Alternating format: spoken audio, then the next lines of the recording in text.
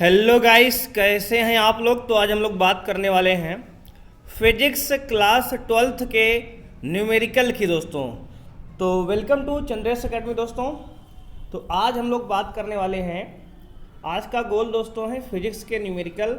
दोस्तों आज एक ही वीडियो में सारे न्यूमेरिकल को हम लोग ख़त्म करेंगे। दोस्तों ये न्यूमेरिकल्स की सीरीज़ का पार्ट 2 है। दोस्तों पार्ट 1 में हमने पहले बुक के सारे न्यूमेरिकल को आपको सॉल्व कराया है। यदि आपने वो वाली वीडियो अभी तक नहीं देखी है तो इसी चैनल के डिस्क्रिप्शन में दोस्तों, इसी वीडियो के डिस्क्रिप्शन में आपको लिंक मिल जाएगी, वहाँ से आप उस वीडियो को भी ज़रूर देखें। तो आइए दोस्त स्टार्ट करते हैं बिना किसी देरी के। आज हम लोग बात करेंगे बुक सेकंड दोस्तों, पार्ट सेकंड के सभी न्यूमेरिकल्स को आज वन शॉट में दोस्तों एक ही वीडियो में समाप्त किया जाएगा। तो अगर यदि आपने अभी तक चैनल को सब्सक्राइब नहीं किया है, सब्सक्राइब कर लीजिए, बेल आइकन को प्रेस कर लीजिए, जिससे आने वाली सभी वीडियो का नोटिफिकेशन दोस्तों आपको मिलता रहे। तो आइए दोस्त स्टार्ट करते हैं बिना किसी देरी के।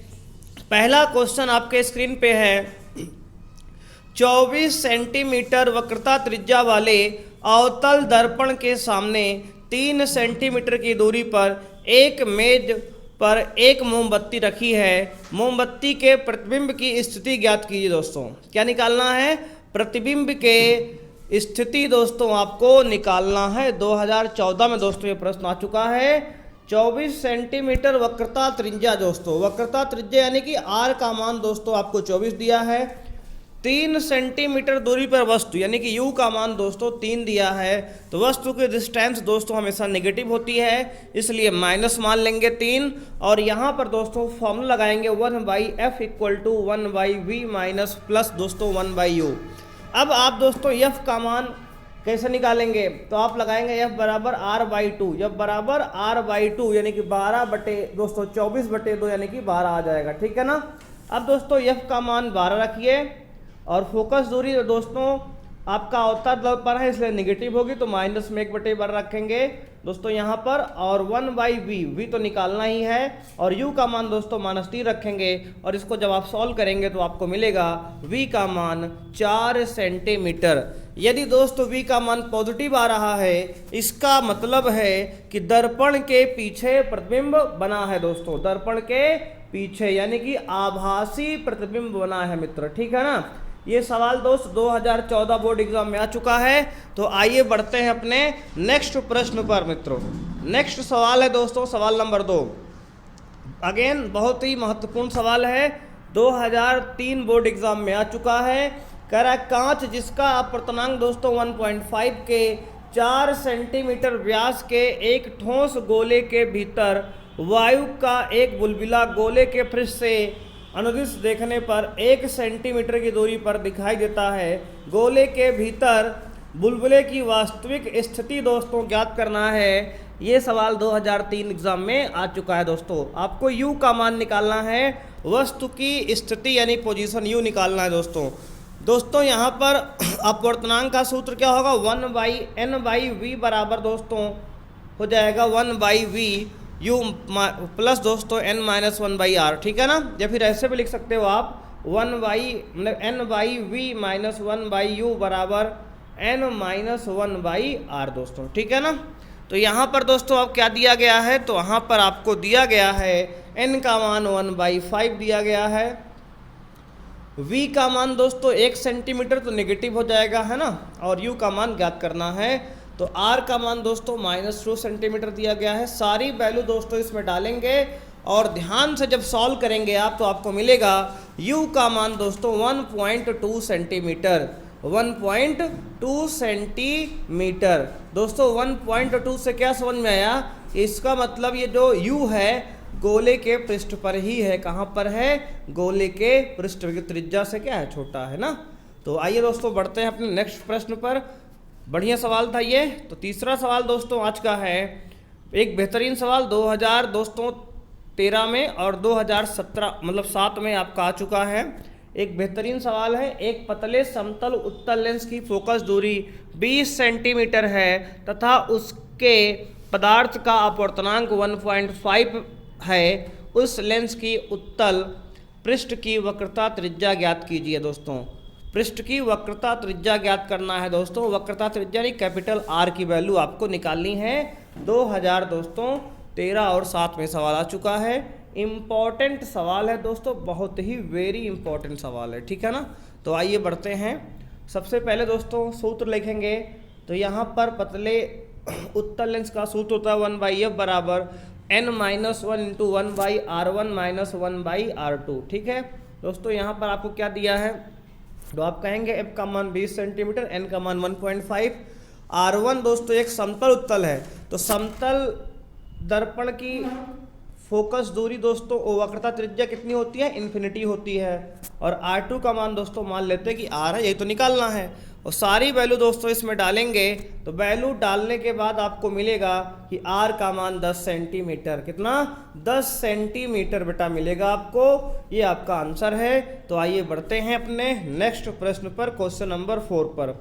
क्वेश्चन नंबर 4 बेटा आप देखेंगे तो कांच जिसका अपवर्तनांक दिया है दोस्तों आपको 1.5 के लेंस की वायु में फोकस दूरी 50 सेंटीमीटर है। यदि इसे 1.2 अपवर्तनांक वाले द्रव में डुबा दिया जाए तो इसकी फोकस दूरी कितनी हो जाएगी दोस्तों। 2011 में प्रश्न आ चुका है। अगेन दोस्तों लेंस का सूत्र क्या होता है, लेंस मेकर फॉर्मूला 1/f बराबर n-1 into 1/r1 minus 1/r2 दोस्तों। यहाँ पर f का मान दोस्तों 50 सेंटीमीटर दिया, रख दिए। n का मान 1.5 minus 1 into 1/r1 minus 1/r2 दोस्तों, ठीक है ना। तो अब इसको सॉल्व करेंगे दोस्तों। तो देखो वायु के लिए दोस्तों हमने रख दिया वैल्यू यहाँ पे, उसके बाद हमने द्रव के लिए, क्योंकि द्रव में रखा गया ना बाद में, तो द्रव के लिए रख दिया वैल्यू। उसके बाद दोस्तों समीकरण 2 को समीकरण 1 से भाग करेंगे। जब भाग करेंगे और इसको आप दोस्तों सॉल्व करेंगे तो F1 का मान मित्र आएगा आपका, कितना आएगा बेटा, तो F1 का मान आपका आएगा 100 सेंटीमीटर। और 100 सेंटीमीटर करेक्ट आंसर है दोस्तों, ठीक है ना। तो आइए बढ़ते अपने नेक्स्ट प्रश्न की ओर। क्वेश्चन नंबर 5 बेटा बहुत ही इंपॉर्टेंट सवाल है, पेपर में बिल्कुल आने वाला सवाल है। आप देखेंगे मोस्ट इंपॉर्टेंट, बेटा आप लगा लीजिए, मोस्ट इंपॉर्टेंट सवाल है। कह रहा है कि लेंस की क्षमता 2.5 डायोप्टर है, लेंस की फोकस दूरी ज्ञात कीजिए। 2014 में सवाल छपा था हमारा, अब की बार बिल्कुल आने की संभावना है दोस्तों। फोकस दूरी का सूत्र दोस्तों यहाँ पे क्षमता का सूत्र P बराबर होता है 1/f। 1 क्या है दोस्तों मीटर में, अगर सेंटीमीटर में डालेंगे तो 100 आएगा, तो ऊपर 100/P दोस्तों। अगर यहाँ से अगर हम फोकस दूरी निकालेंगे तो यह बराबर 100/P हो जाएगा। P का मान 2.5 रखेंगे, 100/2.5 कितना आएगा 40 सेंटीमीटर बेटा, कितना आएगा 40 सेंटीमीटर आपका रिक्वायर्ड आंसर है। तो आइए बढ़ते हैं अपने नेक्स्ट प्रश्न की ओर। नेक्स्ट प्रश्न हमारा 2006 बोर्ड एग्जाम में आ चुका है। कह रहा है आपसे -3D डायोप्टर तथा +2 डायोप्टर क्षमता वाले 2 पतले लेंस को मिलाकर एक संयुक्त लेंस बनाया गया है। संयुक्त लेंस की प्रकृति तथा फोकस दूरी ज्ञात कीजिए बेटा। 2006 में आया, बहुत ही मज़ेदार इंपॉर्टेंट सवाल है। तो सबसे पहले दोस्तों लेंस की संयुक्त फोकस दूरी का सूत्र होता है P बराबर P1 + P2। तो यहाँ पर दोस्तों P1 P2 का मान डाल देंगे तो P का मान -1 डायोप्टर आ जाएगा, ठीक है ना। अगर दोस्तों फोकस दूरी का मान, क्षमता का मान, सॉरी लेंस की क्षमता का मान अगर नेगेटिव आता है, इसका मतलब हुआ संयुक्त लेंस की प्रकृति कैसी है दोस्तों, अवतल होगी। यानी कि संयुक्त लेंस की जो प्रकृति होगी अवतल होगी। अब इसके बाद आपको निकालना क्या है, तो इसके बाद दोस्त आपको निकालना है फोकस। तो फोकस का सूत्र क्या है दोस्तों, 100/P रखेंगे। तो 100/P की वैल्यू -1 डालेंगे, सॉल्व करने पर दोस्तों आपको -100 सेंटीमीटर दोस्तों आंसर मिलेगा, कितना -100 सेंटीमीटर। तो आइए दोस्त बढ़ते हैं क्वेश्चन नंबर 7 की ओर। अगेन दोस्तों क्वेश्चन नंबर 7 एक अति महत्वपूर्ण सवाल है, ठीक है ना दोस्तों। तो 7 ध्यान देंगे। तो सवाल कह रहा है आपसे दोस्तों यहाँ पर, किसी पदार्थ के बैंगनी तथा लाल रंग के प्रकाश के लिए अपवर्तनांक क्रमशः 1.4 दोस्तों और 1.51 है। यदि इस पदार्थ से बने प्रिज्म का कोण दोस्तों 5 डिग्री हो तो कोणीय परिक्षेपण ज्ञात कीजिए दोस्तों, ठीक है ना। क्या निकालना बेटा, कोणीय परिक्षेपण। दोस्तों कोणीय परिक्षेपण का सूत्र होता है थीटा बराबर A × NV - NR। दोस्तों NV क्या है दोस्तों, बैगनी रंग के लिए अपवर्तनांक दोस्तों। NR क्या है, लाल रंग के लिए अपवर्तनांक बेटा है। ए क्या है, प्रिज्म कोण है, सबकी वैल्यू डालेंगे बेटा, सॉल्व करेंगे तो 0.15 डिग्री आएगा। आप इसको सॉल्व बेटा कर लेंगे, बहुत इंपॉर्टेंट सवाल है, 2008 बोर्ड एग्जाम में आया है, आप देख सकते हैं यहाँ पर, ठीक है ना। तो आइए बेटा बढ़ते हैं अपने नेक्स्ट प्रश्न की ओर, क्वेश्चन नंबर 10 की ओर। क्वेश्चन नंबर बेटा अगला है, कह रहा है कि एक, ध्यान देंगे आप यहाँ पर, कह रहा है एक पतले प्रिज्म का प्रिज्म कोण 4 डिग्री है तथा इसके पदार्थ का अपर्तनांक 1.5 है। प्रिज्म द्वारा उत्पन्न अल्पतम विचलन कोण ज्ञात कीजिए। दोस्तों प्रिज्म द्वारा उत्पन्न अल्पतम विचलन कोण आपको निकालना है, 2010 बोर्ड एग्जाम में आया हुआ सवाल है।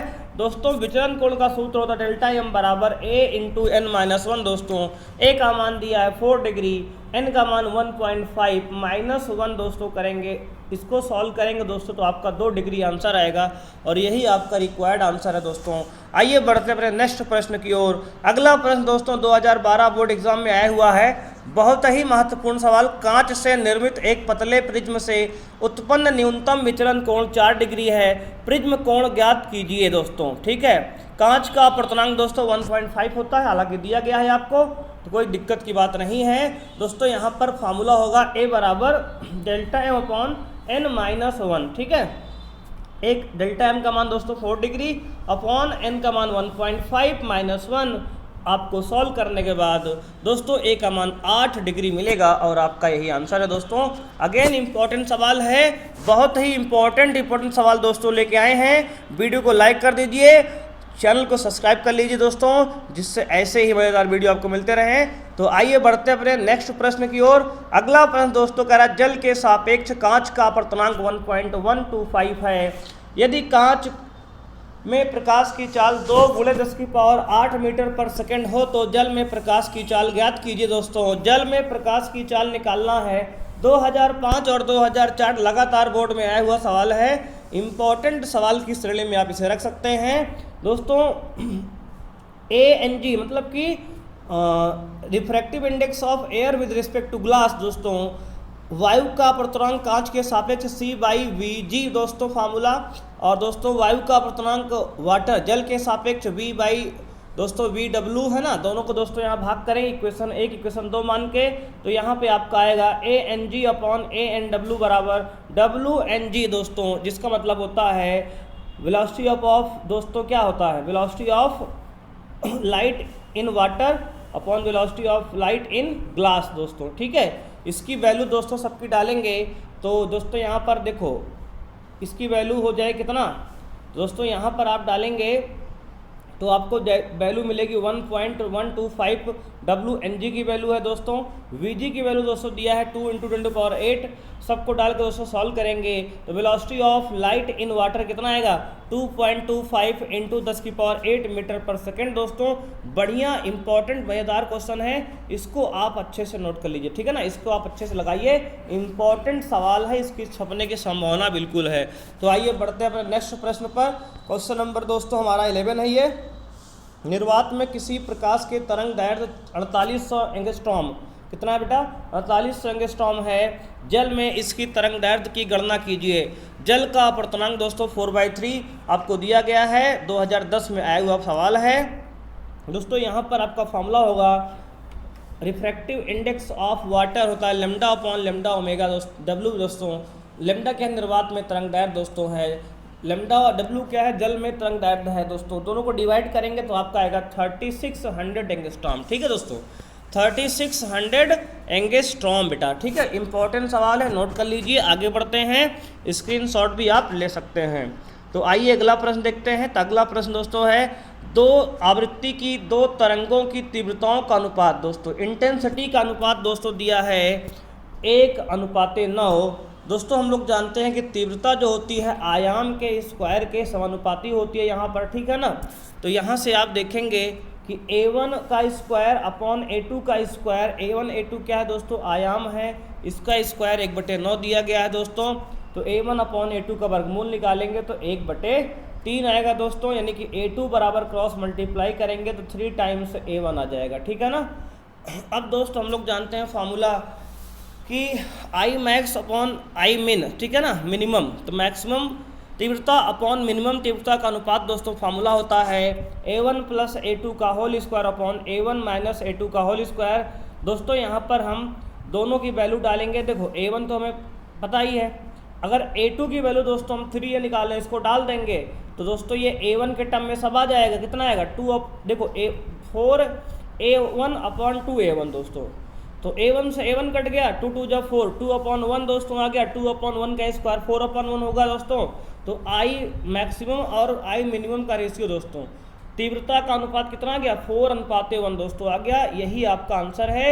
एक महत्वपूर्ण सवाल दोस्तों है, तो इसको उम्मीद है आपको दोस्तों इसने आपने इसको सॉल्व कर लिया होगा।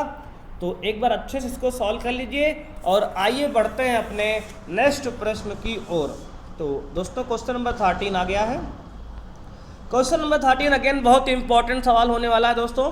तो 2010, 2005, 2004 3 बार लगातार पेपर सवाल आया है। कह रहा है दो झिर्रियों के बीच की दूरी 3 mm है, उन पर 6000 एंगस्ट्रॉम तरंगदैर्ध्य की प्रकाश लंबवत आपतित है। झुर्रियों से 1 मीटर की दूरी पर रखे हुए एक पर्दे पर फ्रिंज बनती हैं। फ्रिंजों की चौड़ाई तथा केंद्रीय फ्रिंज की तीसरी अदीप्त फ्रिंज से दूरी की गणना कीजिए दोस्तों। बहुत ही महत्वपूर्ण सवाल है, वेरी इंपॉर्टेंट क्वेश्चन बेटा, बहुत ही महत्वपूर्ण सवाल है।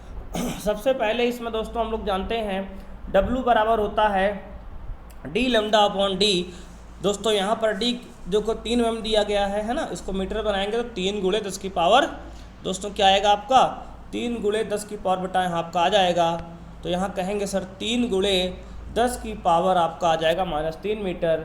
लेमडा का मान 6000 एंगस्ट्रॉम दिया है, एंगस्ट्रॉम को मीटर बनाएंगे 10 की पावर -10 में से मल्टीप्लाई कर देंगे और डी का मान दोस्तों 1 दिया है। तो यहाँ पर आप फ्रिंज की चौड़ाई W बराबर निकालेंगे तो दोस्तों यहाँ पर डी का मान डाल देंगे, लेमडा का मान डालिए और डी स्मॉल डी का मान डालिए और इसको सॉल्व करने के बाद आपको मिलेगा 0.2 mm दोस्तों। क्या आएगा 0.2 mm दोस्तों, ठीक है ना। कितना आएगा बेटा 0.2 mm आ जाएगा आपका आंसर। तो आइए बढ़ते हैं। पहले अब आगे पूछ रहा है इसने तीसरे अदीप्त फ्रिंज की दूरी ज्ञात कीजिए दोस्तों। तो दूरी का सूत्र क्या होता है बेटा, तो xm बराबर होता है 2m - 1 into D lambda upon 2d दोस्तों। तो यहाँ पर दोस्तों आपको m का मान 3 डालना है और सारी वैल्यू आप डालेंगे दोस्तों, सारी वैल्यू आपको दी गई है। डालने के बाद आपको 0.5 mm, ठीक है ना। m क्या है दोस्तों, कौन सी फ्रिंज है, नंबर ऑफ फ्रिंज है ना, फ्रिंज की संख्या। तीसरी फ्रिंज डालना है तो n का मान 3 दोस्तों, m का मान डाल देंगे और d कैपिटल D और लेमडा का मान तो आपको दिया ही गया है ना। तो इस तरह आप सॉल्व कर लेंगे। आइए बढ़ते हैं नेक्स्ट प्रश्न पर। क्वेश्चन नंबर 14 आ चुके हैं दोस्तों। वीडियो को लाइक करिए और चैनल को सब्सक्राइब करिए दोस्तों अगर आपने अभी तक नहीं किया तो ना। बहुत ही इंपॉर्टेंट सवाल है। 2003-2012 में सवाल आपका आ चुका है। सवाल कह रहा है दोस्तों किसी 1 गुणे 10 की पावर -5 मीटर चौड़ाई वाली झिर्री पर 6000 एंगस्ट्रॉम तरंगदैर्ध्य का प्रकाश लंबवत पड़ रहा है। विवर्तन प्रारूप के केंद्रीय उच्चिष्ट की कोणीय चौड़ाई की गणना की दोस्तों, ठीक है ना। कोणीय चौड़ाई बेटा निकालना है। केंद्रीय उच्चिष्ट की कोणीय चौड़ाई 2 थीटा होता है बेटा। फॉर्मूला क्या होता है 2 थीटा, और 2 थीटा का बेटा मान होता है 2 लेमडा अपॉन, देखो थीटा का मान लेमडा अपॉन ए होता है तो यहाँ डाल देंगे तो लेमडा अपॉन ए, 2 लेमडा अपॉन ए हो जाएगा दोस्तों। यहाँ पर आपको सारी वैल्यू दी गई। लेमडा का मान 6000 एंगस्ट्रॉम और ए का मान 1 × 10⁻⁵ मीटर। इसको डालकर बेटा सॉल्व करेंगे तो आपका आंसर आएगा 0.12 रेडियन, 0.12 रेडियन बेटा आएगा। आइए बढ़ते हैं नेक्स्ट प्रश्न पर। अगला प्रश्न ही दोस्तों बहुत ही महत्वपूर्ण सवाल है। यूपी बोर्ड 2007-2011 में आ चुका है। किसी पारदर्शी माध्यम का ध्रुवण कोण दोस्तों 60 डिग्री और 30 डिग्री, 2 पार्ट यहाँ पर दिया गया है आपको, ठीक है ना। तो माध्यम के अपवर्तनांक की गणना करना है दोस्तों। यहाँ पर आपको हम एक पार्ट कराएंगे बिल्कुल एज इट इज दोस्तों, बहुत आसान सवाल। दूसरा पार्ट आप कमेंट में हमें जवाब देंगे, ठीक है ना। दोस्तों कह रहा है n बराबर ध्रुवण कोण का सूत्र है tan IP दोस्तों। IP का मान अगर पहला पार्ट हम कर रहे हैं tan 60 डाल देंगे तो tan 60 का मान दोस्तों √3 होता है। कितना होता है √3। दूसरा दोस्तों पार्ट आप tan 30 डालेंगे तो 1/√3 मिलेगा, तो n का मान 1/√3 हो जाएगा ना। तो दोस्तों आंसर क्लिक हो गया ना, बता दिया हमने। चलो आगे बढ़ते हैं नेक्स्ट सवाल पे, ठीक है। तो अगला सवाल दोस्तों है 2011 में प्रश्न आया हुआ है। तो आइए देखते हैं। सवाल कह रहा है प्रकाश की एक किरण की कांच की एक पट्टिका जिसका अपवर्तनांक 1.531 है दोस्तों पर ध्रुवण कोण पर आपतित होती है। अपवर्तन कोण की गणना कीजिए दोस्तों। यहाँ पर आपको दिया गया tan 56 डिग्री 56 दोस्तों मिनट, जिसकी वैल्यू दिया कितना 1.536। ठीक है दोस्तों। तो अब दोस्तों n बराबर tan IP सूत्र लगाएंगे ध्रुवन कोण का। तो यहाँ पर दोस्तों tan IP बराबर 1.536, जिसकी वैल्यू क्या होती है tan 56 डिग्री 36 मिनट दोस्तों। तो यहाँ tan से tan काटेंगे मित्रों, तो IP बराबर कितना आएगा आपका, आ जाएगा 56 डिग्री 36 मिनट। दोस्तों हम लोग जानते हैं कि IP प्लस IR कितना होता है, 90 डिग्री के बराबर होता है। यहाँ से दोस्तों 90 डिग्री में से 56 डिग्री 36 मिनट घटाएंगे तो 33 डिग्री 24 मिनट आएगा। ठीक है ना, 33 डिग्री 24 मिनट आएगा दोस्तों, जिसको दोस्तों 33 डिग्री 4 मिनट अप्रॉक्सीमेट लगभग लिख सकते हैं मित्र। ठीक है ना। तो 2011 का सवाल है, बेहतरीन सवाल था दोस्तों। आइए बढ़ते हैं नेक्स्ट प्रश्न की ओर। अगला प्रश्न दोस्तों दिया गया है, पोलेराइड पर समतल ध्रुवित प्रकाश पोलेराइड की ध्रुवण दिशा से 60 डिग्री के कोण पर गिरता है।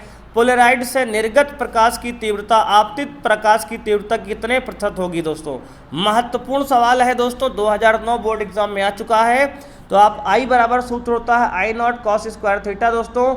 I नॉट दोस्तों नहीं दिया गया यहाँ पे, कॉस स्क्वायर थीटा 60 डिग्री डालेंगे दोस्तों थीटा का मान, तो इसको सॉल्व करेंगे दोस्तों। कॉस 60 का मान 1/2 है, 1/2 का स्क्वायर करेंगे दोस्तों I नॉट बाई 4 आएगा। तो I अपॉन I नॉट का रेशियो निकालेंगे तो 1/4 आएगा। अब दोस्तों इसको प्रतिशत में चेंज करेंगे, 100 से मल्टीप्लाई करेंगे तो 100/4% यानी कि 25% आपका आंसर हो गया दोस्तों। आइए बढ़ते हैं नेक्स्ट प्रश्न पर। अगला प्रश्न बहुत ही अति महत्वपूर्ण सवाल दोस्तों, देख सकते हैं आप 2012-2008 में 2 बार लगातार आया हुआ है। एक अति महत्वपूर्ण सवाल है मित्र। ठीक है ना। आइए देखते हैं दोस्तों। 4000 एंगस्ट्रॉम तरंगदैर्घ्य चाल एक वर्णीय प्रोटॉन की ऊर्जा ज्ञात की दोस्तों। बहुत ही महत्वपूर्ण दोस्तों मॉडर्न फिजिक्स का सवाल है। सबसे पहले दोस्तों आपको दिया गया है यहाँ पर 4000 एंगस्ट्रॉम। 4000 एंगस्ट्रॉम दोस्तों लेमडा की वैल्यू दिया गया है, जिसको मीटर बनाएंगे 10 की पावर -10 से मल्टीप्लाई कर देंगे। एच की वैल्यू दोस्तों 6.6 10 की पावर -34 दोस्तों होगी माइनस में। और सी जो प्रकाश की चाल 3 × 10 की पावर -8 मीटर पर सेकंड डालेंगे। आप इसको सॉल्व करेंगे तो सॉल्व करने के बाद दोस्तों आपको मिलेगा 4.95 × 10⁻19 जूल, जिसको दोस्तों इलेक्ट्रॉन वोल्ट में लिखेंगे तो 3.1 इलेक्ट्रॉन वोल्ट आएगा। बहुत ही महत्वपूर्ण सवाल आपके लिए था ये, इसको अच्छे से नोट करिए दोस्तों, स्क्रीनशॉट चाहें तो आप ले सकते हैं। आइए बढ़ते हैं अपने नेक्स्ट प्रश्न की ओर। दोस्तों अगला प्रश्न हमारा है क्वेश्चन नंबर 19। क्वेश्चन नंबर 19 दोस्तों बहुत ही महत्वपूर्ण सवाल 2012 बोर्ड एग्जाम में आया हुआ है। सोडियम परमाणु का प्रथम उत्तेजन विभव 2.1 वोल्ट है। इस परमाणु द्वारा उत्सर्जित प्रकाश की तरंगदैर्घ्य ज्ञात कीजिए दोस्तों। सबसे पहले कह रहा दोस्तों यहाँ पर आपको उत्तेजन विभव दोस्तों सोडियम कितना होता है 2.1 दिया है। प्रथम उत्तेजन ऊर्जा दोस्तों 2.1 इलेक्ट्रॉन वोल्ट होती है। अब दोस्तों यहाँ पर हम सोडियम संक्रमण में उत्सर्जित प्रकाश की तरंगदैर्घ्य का सूत्र दोस्तों होता है 12375 अपॉन डेल्टा ई एंगस्ट्रॉम में दोस्तों। सबकी वैल्यू दोस्तों डेल्टा ई की डालेंगे 2.1, सॉल्व करेंगे दोस्तों 5893 एंगस्ट्रॉम आंसर आएगा। एक महत्वपूर्ण सवाल दोस्तों आपने सॉल्व कर लिया। आइए देखते हैं दोस्तों आज का 20वां सवाल दोस्तों। क्वेश्चन नंबर 20 पर हम लोग पहुंच चुके हैं और दोस्तों 20वां सवाल 2008, 2007, 2005 में 3 बार लगातार आया हुआ है दोस्तों। कह रहा है एक गामा फोटॉन के लुप्त होने पर एक हाइड्रोजन इलेक्ट्रॉन व एक पॉजिट्रॉन प्राप्त होता है मित्र। ध्यान सुनो दोस्तों, बहुत ही महत्वपूर्ण सवाल है। एक गामा फोटॉन के लुप्त होने पर एक इलेक्ट्रॉन व एक पॉजिट्रॉन प्राप्त होता है यदि प्राप्त युग्म की गतिज ऊर्जा 0.90 मेगा इलेक्ट्रॉन वोल्ट है तो लुप्त गामा फोटॉन की ऊर्जा की गणना कीजिए। ठीक है दोस्तों, बहुत ही महत्वपूर्ण सवाल है।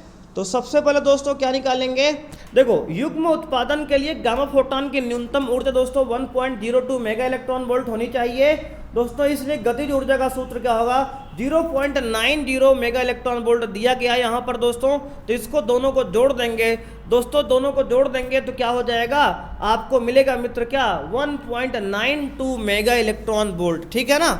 जोड़ क्यों दिए सर, क्योंकि देखो यार बात ये है कि युग्म उत्पादन के लिए गामा फोटॉन की न्यूनतम ऊर्जा 1.02 मेगा इलेक्ट्रॉन वोल्ट होनी चाहिए और आपको दिया गया कि यदि युग्म गतिज ऊर्जा 0.90 मेगा इलेक्ट्रॉन वोल्ट है, तो लुप्त गामा फोटॉन की ऊर्जा की गणना करना है। दोनों को जोड़ेंगे तो आपके लुप्त गामा फोटॉन की ऊर्जा कुल मिल जाएगी दोस्तों 1.92 मेगा इलेक्ट्रॉन वोल्ट। ठीक है ना दोस्तों। तो ये सवाल दोस्तों 20 सवाल दोस्तों हम लोग सॉल्व कर चुके हैं। ठीक है ना। तो आज दोस्तों इतने ही सवाल हम लोग करने वाले हैं। तो थैंक यू बच्चों, है ना। Thanks for watching.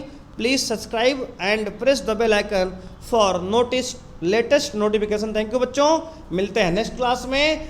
दोस्तों अगर वीडियो को आपने लाइक नहीं किया, लाइक कर दीजिए, चैनल को सब्सक्राइब कर दीजिए, जिससे आपको आने वाली लेटेस्ट वीडियो की जानकारी मिलती रहे। दोस्तों मिलते हैं नेक्स्ट वीडियो में। दोस्तों thanks for watching. Please subscribe our channel for latest notification. Thank you, bye बच्चों। थैंक बच्चों, बाय।